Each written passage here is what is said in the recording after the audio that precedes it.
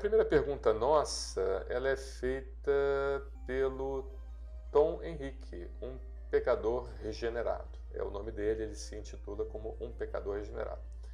Doutora, gastro passou Buzonide 100 microgramas, que é nasal, para que eu use via oral. Isso pode ser feito? Então, Tom, vai depender da indicação clínica do seu problema, né? Ou seja, certamente existe uma indicação clínica muito específica chamada esofagite eosinofílica, que é uma inflamação do esôfago causada por células que causam alergia chamada eosinófilo, e um dos tratamentos é justamente o corticóide deglutido. E como não existem assim formulações específicas ainda, né, existem algumas, mas não na sua totalidade de formulações específicas para a esofagite eosinofílica, a gente pode utilizar o corticóide deglutido de várias formas. Seja o corticóide inalado ou outros tipos de corticóide, mas principalmente inalado, tá bom? Então, para a esofagite eosinofílica, como um dos tratamentos, nós sabemos que a esofagite eosinofílica você tem uma abordagem mais holística, não é somente o corticóide deglutido. A gente sempre tenta a suspensão de potenciais alimentos que possam piorar o processo inflamatório do paciente, como por exemplo o leite e o ovo são os principais alimentos, mas outros também como trigo, soja, cacau, amendoim, vai depender da avaliação do paciente, mas o leite, o ovo e o trigo, eles são os principais alimentos que provocam a esofagite eosinofílica, então certamente o médico ele acaba suspendendo esses alimentos e ele também faz os chamados inibidores das bombas de próton. O que é isso? É um antiácido, é uma medicação à base, os prazóis, né? O omeprazol, lansoprazol, pantoprazol, e, esomeprazol e tudo mais. Então, esses prazóis, eles podem ser utilizados também para tirar o processo inflamatório do esôfago e melhorar a esofagite eosinofílica. Como terceira conduta, o médico pode também optar pelo corticóide deglutido, tá bom? E uma das formas de você fazer o corticóide deglutido, sim, é deglutindo formulações inalatórias da budesonida, tá bom? Muito obrigado pela sua pergunta, excelente. Mas é lógico que entenda que esse espaço não é dedicado para consulta médica, tá? Todas as informações que você receber aqui, você precisa passar para o seu médico assistente. Então não entenda que eu quero aqui dar um veredito final, tá bom? Obrigado. Aurilene, tudo bom, Aurilene? Vivo em crise de falta de ar diariamente há 3 anos. Fiz tratamentos para alergia. Não tenho rinite nem sinusite. Não tenho rinite nem sinusite. Só um momentinho. Fugiu aqui um pouquinho. Sinto que o problema está na face, no nariz, por respirar tanto pela boca. Sinto um gotejamento interno, não tenho coceiras, lacrimejamento. Sinceramente, não sei mais o que fazer. Em base de pesquisas e observações, pensei que psicose, inclusive estou me automedicando com doxiciclina, deve ser isso. Tento de tudo, mas realmente não tenho melhoras. Então, o que acontece, Aurilene? É lógico que eu não quero, em hipótese nenhuma, dizer o que você deve fazer, também fazer o diagnóstico para você. Mas vamos pensar na possibilidade de você passar isso para o seu médico assistente, de você estar desenvolvendo um quadro de sinusite.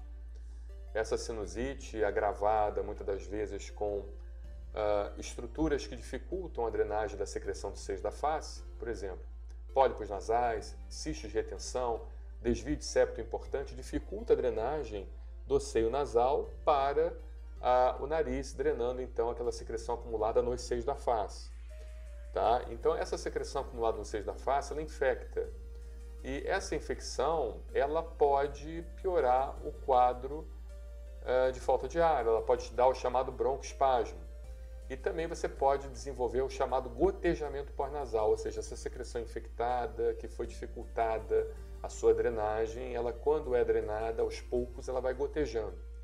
E no que goteja, goteja para o pulmão e causa então o chamado broncoespasmo.